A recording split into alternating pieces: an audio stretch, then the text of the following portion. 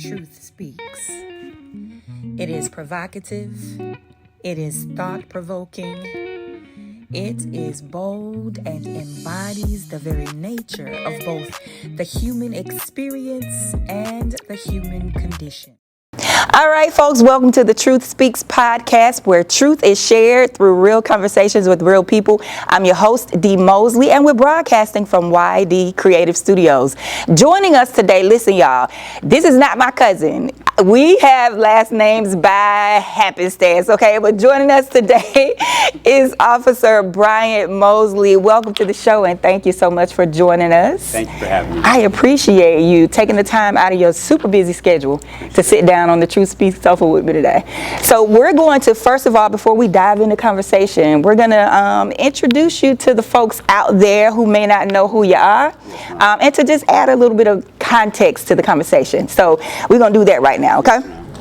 All right, so we have the honor again of speaking with Officer Bryant Mosley, a dedicated senior patrol officer with the Lagrange Police Department with over 5 years of experience in law enforcement. Officer Mosley excels in community outreach and has earned numerous accolades, I can attest to that, including Employee of the Quarter, and twice being named Lead Officer Instructor of the Year for the entire state of Georgia. Kudos. Beyond his police work, Officer Mosley is a licensed associate professional counselor, which we well need, passionately bridging the gap between public safety and mental health advocacy. His commitment to community service is evident through multiple awards, including the Community Service Partnership Award and Volunteer of the Year. Pursuing a Ph.D. in psychology, Officer Mosley is deeply invested in understanding human behavior and emotional well-being. As a proud member of Omega Psi Phi Fraternity, Incorporated, he embodies leadership, mentorship, and integrity. Join us as we dive into talking to Officer Bryant Mosley. Welcome again to the show. Thank you so much. Again, I appreciate you coming out and joining us. So, busy all the time, right? Yes, it stays busy, but it's a good busy. It's a busy that's being productive, helping people, and still balancing things out. But I'm working on it, just with family life and work. Balancing everything. Yeah, that has to be something that you have to stay well intentional and focused on doing, right? The whole balance of it all. And I will say too, support system, like my wife, my children, they do an outstanding job of just being there and understanding where I'm at, right, and giving me space, and then allowing me to say, hey, it's time to get back right. Yeah. So they know when to step back and say, hey, we gotta, give him his time to, because I can imagine being a part of public safety, especially as a police officer, you have to have that time to decompress and separate from the demands of the job on a daily basis, right? Yeah, yes, ma'am. And I think that's holistically, you should always have a safe space, safe person, because, without going on in the weeds, there is some very traumatic and terrible things you can see day to day. I do think that as a whole, we're getting better with it, but there's always room for improvement with connecting with your family, spirituality, with people that support you, genuinely support you. Genuinely, yeah, that's a big word, yeah. But yeah, those things, definitely decompression, wherever that may be. I think it should be positive, like if it's playing the game, hanging with your friends, just things that make you happy.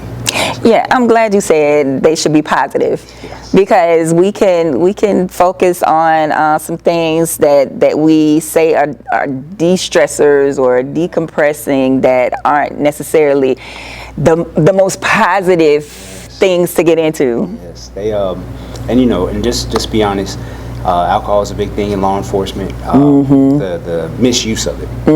You face that a lot, I'm sure. Yes, ma'am. And then it ties back into, yes, we have duties and responsibilities on us, and it can get heavy. It can get a burden on you, and good judgment is always key with things. Yeah. Nobody's telling you not to live your life as an adult or as a man or a woman, but for me personally, the things I've done so far, I can't let it be undone from bad choices, because I would feel worse to let my family down, to be honest. Yeah. The sacrifice they made with it. Right.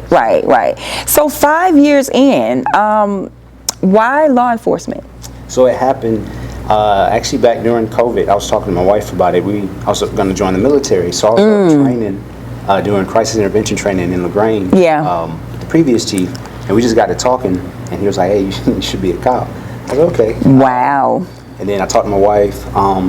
Fortunate murder of George Floyd happened, and it Right. kinda, like, Oh, just wow. clicked. And everybody has their story with what they want to do to make change. I felt at that time, after praying, this is the path I should go on. Wow. So that's what we're doing. I love that. That's a tremendous story behind the purpose. Yes, ma'am. So what drives your dedication? I would say that ability to keep being a bridge builder. And I'm gonna be honest too, like some days it's just discipline, because not every day is peaches and sunshine. But the discipline from knowing day in and day out, from either one, I would want an officer or anybody in public service to treat my family in a positive way. Right. And also, I can't teach my son how to do things if I'm not doing it the right way. My goodness. So those actions, and you'll hear me say a lot, well done is always better than well said. I love that. I love all of that. So your son, how old is he? He's 8 now. 8 years old. So it is very vital and important that he sees dad doing the right things.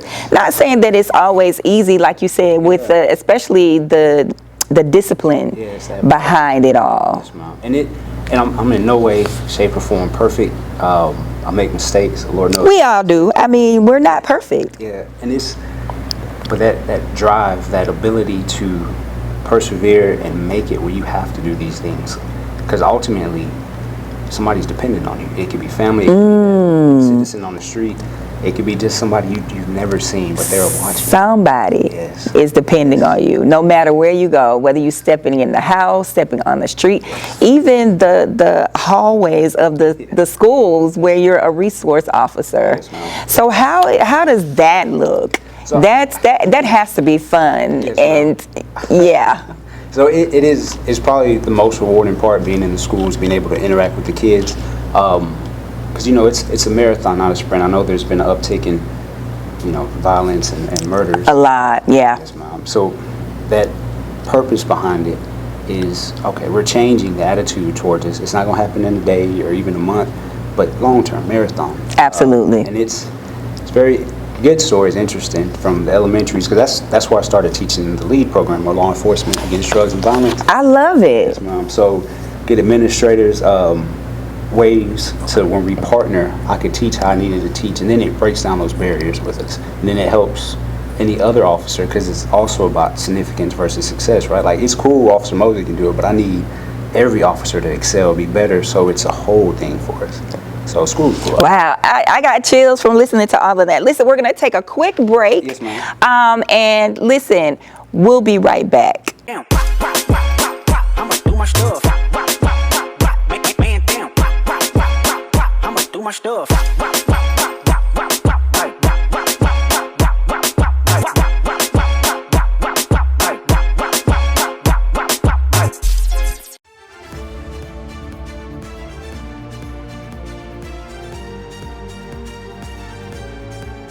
Are you a single mom? Are you African American? Are you currently residing in Alabama? Is your goal to earn a college degree? Do you need assistance with expenses? If you said yes to these questions, then you are eligible. And you need to apply right now for the Grace Fest Empowering Futures Scholarship. It's that easy. Apply today. Click the link below.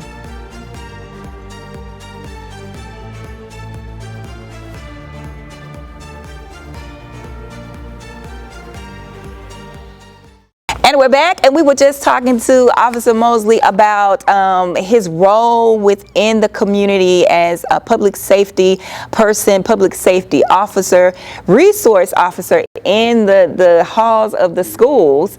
And you were saying that you started in the elementary schools with the law enforcement against drugs and violence. Am I saying it right? That's right, So yes, ma'am. that's the LEAD program, and you got a lot of recognition from that. Yes, ma'am. And it's a great program. It is one of those things where the teacher, makes it, or the instructor makes it, but it's evidence-based. It started out of, and I cannot remember off the top of my head, but it's basically New Jersey, but they did a lot of test pilot runs, case studies, and it's a step-by-step program. It's a 10-week program. And what I like about it the most is we don't dive right into like opioids and weed and marijuana. Wow. It's like emotional maturity, understanding communication. In fact, the first lesson is understanding how do I set a goal? Like, what does a goal look like from the elementary? And I had the pleasure, I love it. yes, the pleasure of teaching at Lagrange High. So that lesson looks a little different with Too Good for Violence, because that focuses on healthy dating relationships. Right. And with the young men I taught, that we got into it, like some deep conversations. Of course. So I enjoy it. It's a good program. So it's still going strong today. Why was it important, though, for you to start it in the elementary schools? I felt that that's the foundation for it. In no means way, it's just as important in high school, middle school, but getting those babies, then, especially with the 3rd and the 5th graders, that pivotal moment, they're going to transition from, to middle school, they're finding themselves, puberty sets in. Right. So I'm like, well, let's add on to the extra stuff that they're already learning with social emotional learning, whatever the school system's teaching as well. And that was a good foundation. And it's been paying off from here, because now, is all officers are going to implement it. So it's on the board. Wow. So it started out first when you picked it back up from 2017 to around 23. Yes, it was just you. Yeah, yes, ma'am. In fact, it was a previous person. I cannot remember, but they dropped off for a minute because of COVID, and then we went to a training. Me and other officers, actually was in Tennessee, did it for like a week, and then came back. We just started rolling like that first week of school. We kept it going. So this year we took the opportunity for some of the SROs that were trained over the summer, they could be a part of classes. They could see how it's taught. And now when the new year rolls around, like they ready to roll. Wow. And saying that, what are some of the challenges? I'm sure there are a lot of challenges that you face with the program. Yes, ma'am. Just offhand, the first one was not immediate feedback. And I don't want to minimize it, but it was, we don't trust 12. I seen you arrest, my mama or my dad.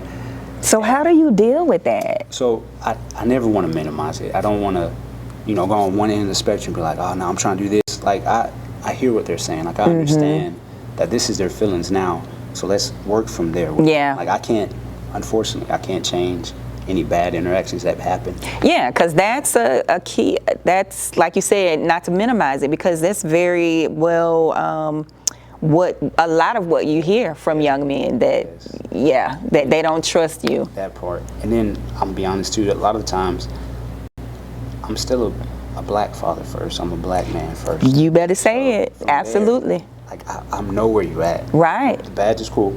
I love it. I love my job. Right. But at the end of the day, yes, your son is a black young man. So we got to do these things neat and in order, and I'm gonna help you as much as you allow me to help you. That's a key word too, as much as you allow me to. So with that approach, does it help you break the ice and break some of those barriers? Oh, yeah. It's perseverance. But once they see the consistency on my part, he's saying it and he's doing it. Like, well, he's not. Consistency again is key. That is so true. And then when there's times like I just couldn't make a class because of training or some other things, I would make sure to communicate that with them. And not even just the teachers who allow me to teach in the class, but the kids. I'm like, hey man, I ain't gonna be able to make it next week. Got XYZ. And they understood, and I would always get my pizza parties at the end of the year.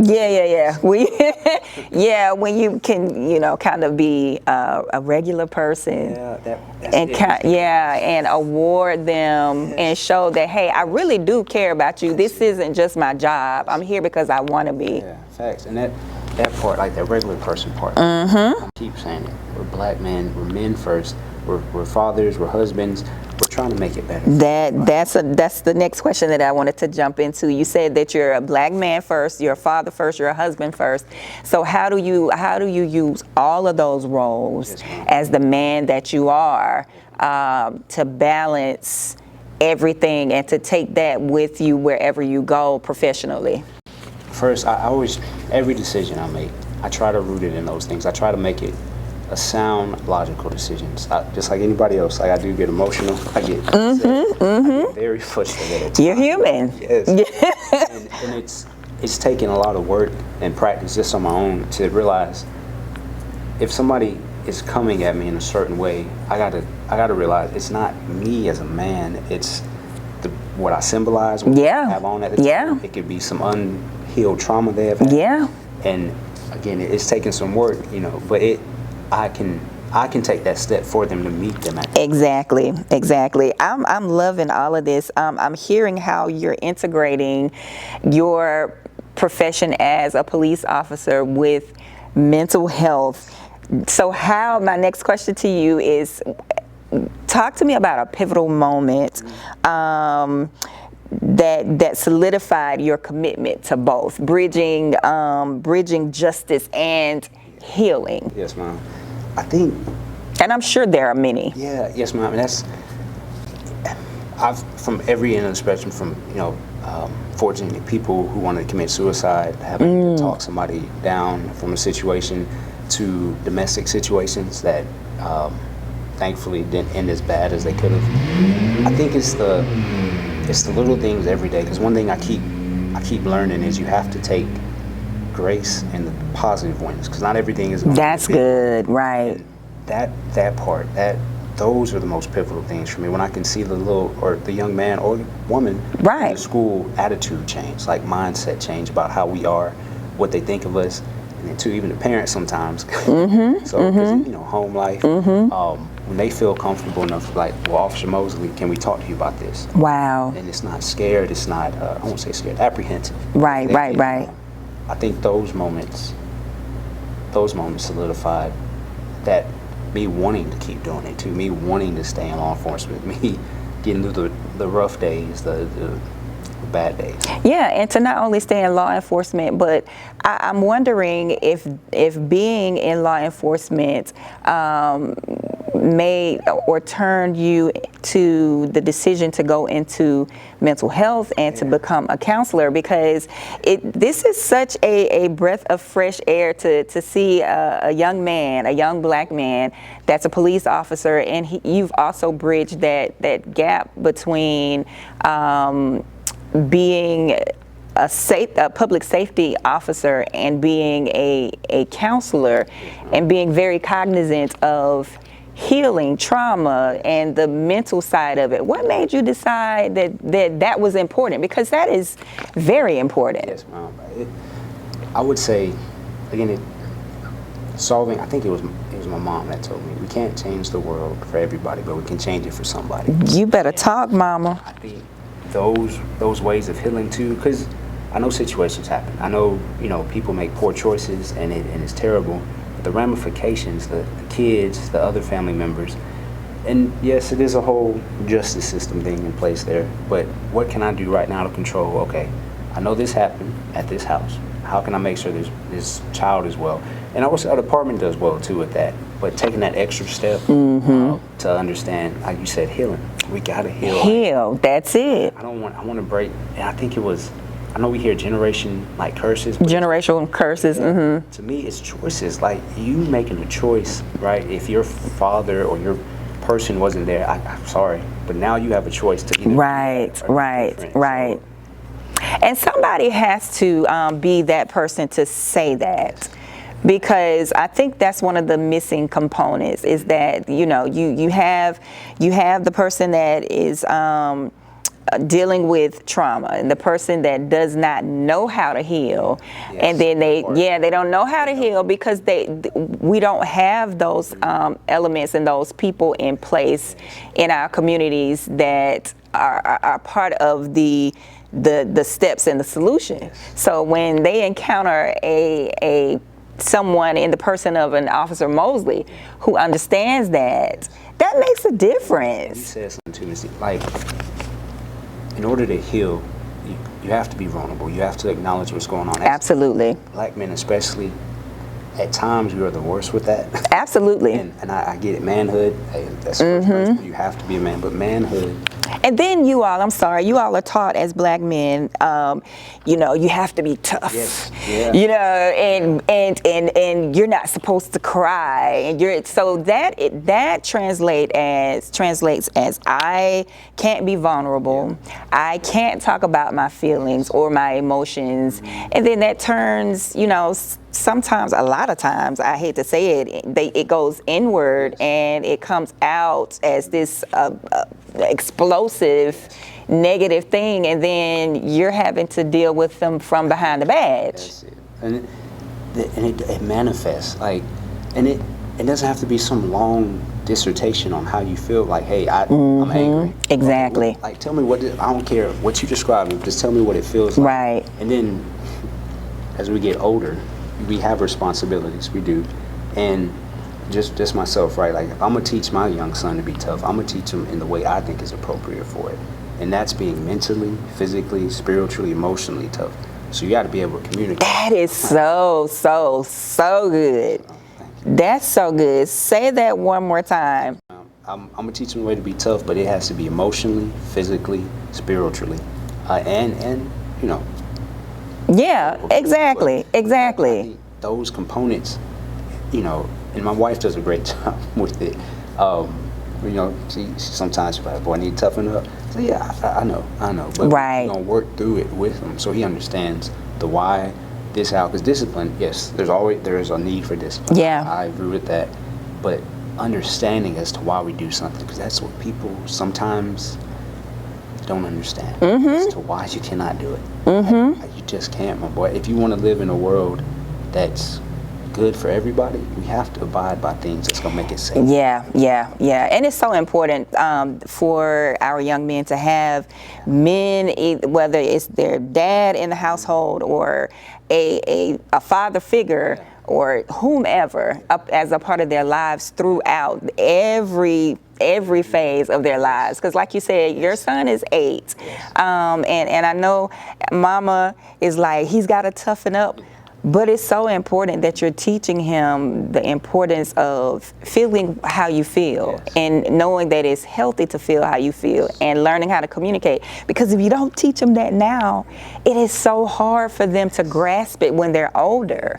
Yes, and to your point earlier, a lot of times when we meet people on the other side, it's because of unresolved issues with anger, understanding of things, and nobody's questioning your manhood. Nobody's questioning your bravado, and that's a whole nother thing, like our society, how I feel, or challenging you. Like, you feel that way. Now if it's wrong, it's wrong. Like, we gotta talk about it. But if you can come to me and explain something logically, like, I can understand. We can agree to disagree. Right. But sometimes it's harder to swallow pride and just go about your business. Yeah. Especially if you've not been taught how to do that. We're gonna take another break, and I'm so enjoying this conversation.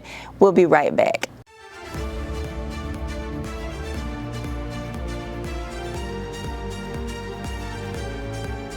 Are you a single mom? Are you African American? Are you currently residing in Alabama?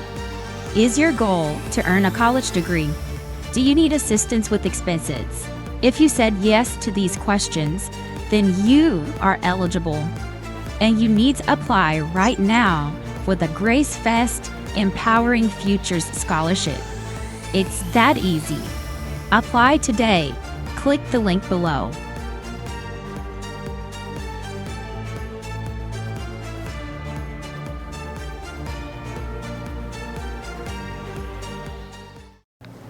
And we're back, and we were just talking about the importance of just helping young men and people in general, especially, like you said, from those formative years, the importance of communicating, making healthy choices, and just learning that it's okay to feel what you feel.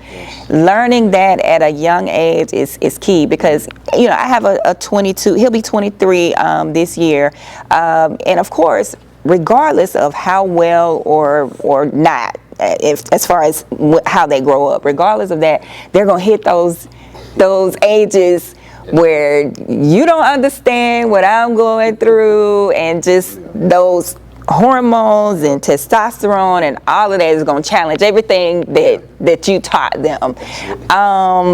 But it's still so important to start to instill that. Yeah.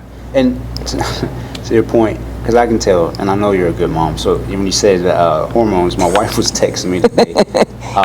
So Adam, that's my son, he never talks about me. And today they're out and about.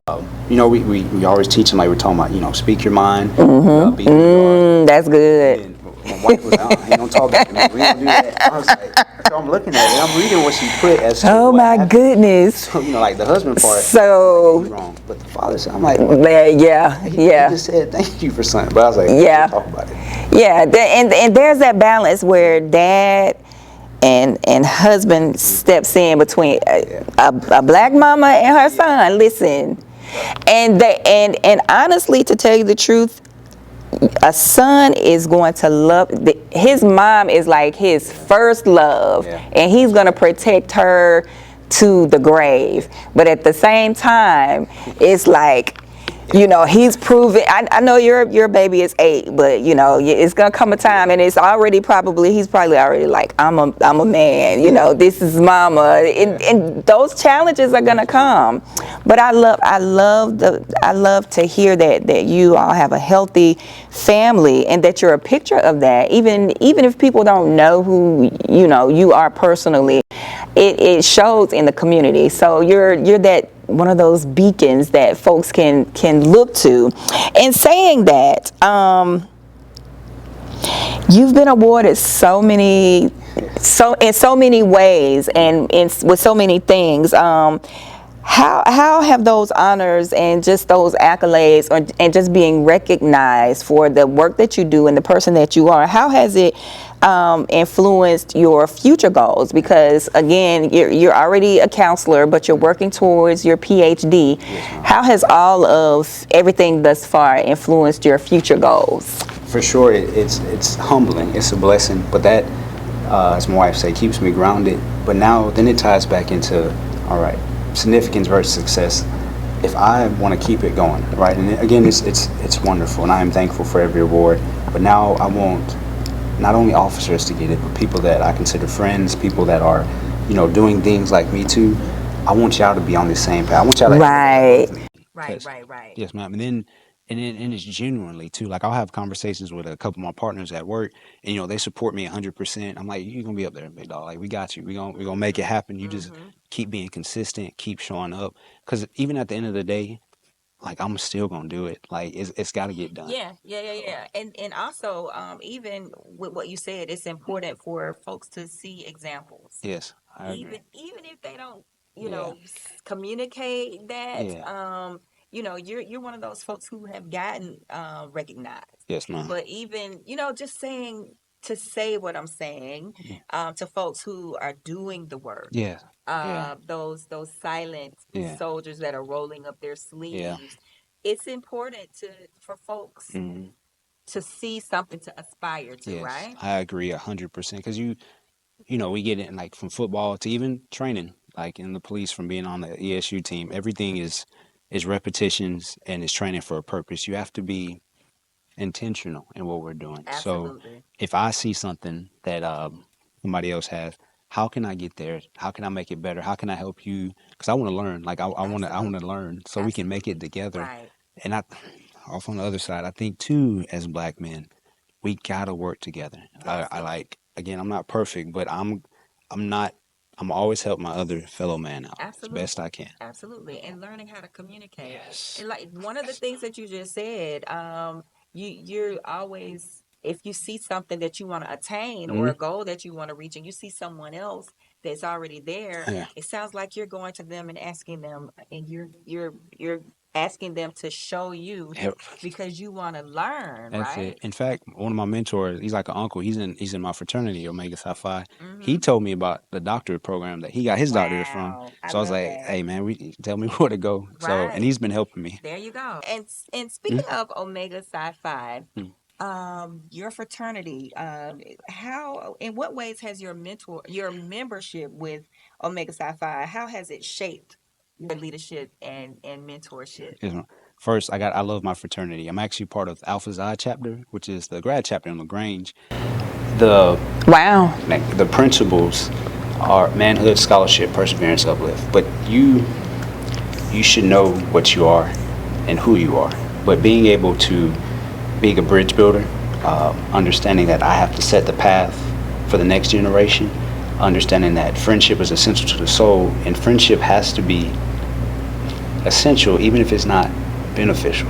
You have to help people. So that's one thing my fraternity That's does. good. Yeah, like Essential even if it's not beneficial. because we're about uplifting. Yeah. So I'm gonna uplift again as long as you allow me to do it. I'm gonna do it, and just shaping like from the fatherhood initiative to how we go about with mandated programs to make society better, and that's who I am, and it aligns perfectly with everything I want to do. That you said so many things that I really wish we could continue to get into, but I know that we're wrapping up. But that whole essential, even if it's not beneficial, and then you said, I'm going to help you if you allow me to. That's the key, and that's something I had to learn too, Ms. Daniel. Like my mindset of wanting to save everything when I was younger, like Yeah. I gotta. It gets frustrating sometimes. Like I'm trying to help you, dude. Right. Yeah. I'm meeting you 99% of the way. And I'm sure that has to be a frustration in that. It does. Like, and it's one of the things I talk. That's part of what when I have my decompression or I go through my day and I try to be mindful of it. I was like, all right, well, I probably could have handled that a little better, but Wow. 99% of the work, dude. Like I can't do the 1%. So you go back and you think about how conversations or interactions go. Yes. Yeah. My wife tells me I get overthinking about stuff sometimes, and it's something I got to work on. But like I know how things, and most of the time it turns out great or a good benefit. But that's one of my things I do. Yeah, that you have to work on, and it's good to acknowledge that you know that. It sounds like you kind of take the work home with you a little bit. Yeah. And that's kind of hard to not do with what you do. Yes, ma'am. And at first I was like, I ain't gonna do that. But it just happened, and it's never. Especially if you care. Yeah, yes, ma'am. And it's never like in a way. Cause I'm very mindful to not like let it affect how I parent or husband. But sometimes it just sets in. Like I'll sit there, and like I'll like sitting because we got a basement. I'll just play the game. Like you've been down here like 2 hours. Oh, I'm so sorry. Right. Because in my mind, after I done checked in, gave the kisses, made sure the work was done. That you're good. Yeah, so I have to be better. Yeah, because it never ends. I mean, being a parent, being a wife, being all the things that we are, especially a parent and in a marriage, you don't ever get to you don't turn that off. You can't turn that off. So you have to learn how to kind of turn off everything else at some point. That's facts. Yeah. Connect, not only with the kids, but then find that time for me and my wife to continue to connect about, because she has her own things, because she's a teacher. I'm trying to get it right. She's an LTSC in Clayton County. So Oh, wow. She helps kids, exceptional needs. She helps teachers. I love it. So she has her own set of things she has to decompress. Exactly right. We gotta work. Yeah, you got to find that balance it. continually. So we're wrapping up. I'm enjoying this conversation, but I think one of the last things that I want to ask and focus on is from your personal perspective, how do you envision the future of law enforcement in terms of community engagement, mental health, because it's just so key and important that those things mesh and come together. So how do you envision that happening? We most definitely need to keep working at it. While I do think there's been great strides, I think efforts need to continue to be made in the absence of something tragic happening. Meaning, like, it doesn't need something major to happen as to why we need to implement this program. So true. Right. Oh my goodness. We got to keep doing it. And I will say, our department does it. I can't speak for other departments, but we do well with being intentional about mental health and how we do the wraparound services. But as in with the future, we do need more cross-training. I think any officer that comes in should always seek higher education, always seek to gain knowledge, seek to get a better understanding outside of the tactical stuff, the things you're going to get, like even if it's communication class, like you have to take that on yourself to go do it. And not everything at all times will be black and white. Mm-hmm. That is so true. That's major. You have to be willing to step into the gray areas to connect and understand. That's it. And that's that part, in this connection part. Nobody's saying don't do your job. Right. Take the bad guy away. But if it's a situation, right, you can make it better long term versus some short-term extra paperwork, do it. Right. Make sure you're better for it. So we, as a whole, because again, I know we were talking about generational curses and choices. Like, the biggest thing that caught me was this traffic stop can affect generations. You better say it. So I have to be mindful. Yeah. That short-term decision can bring long-term effects years down the line. Yes. So, as a whole, I think we are making strides. I know for Georgia, CIT training or crisis intervention training, collaboration with mental health services, courts, and it's going there, but it has to be consistent and it has to be ongoing. You can't as much as from ESU to SWAT stuff, same energy and effort in that. I love it. I love it. Well, our time has come to an end, unfortunately, but I have enjoyed this conversation so much. You are a breath of fresh air as a black man, as a police officer. We need to take you to a lab and clone you for the entire country. If we had more folks like you in law enforcement, I think we would be on the road to, like you said, things getting better. The healing. There you go. There you go. And with that, this has been another episode of Truth Speaks. I have so enjoyed our time here with Officer Bryant Mosley. Again, no relation. Till next time. Thank you so much. Thank you, man. Appreciate it. Absolutely. Damn. I'ma do my stuff. Man, damn. I'ma do my stuff.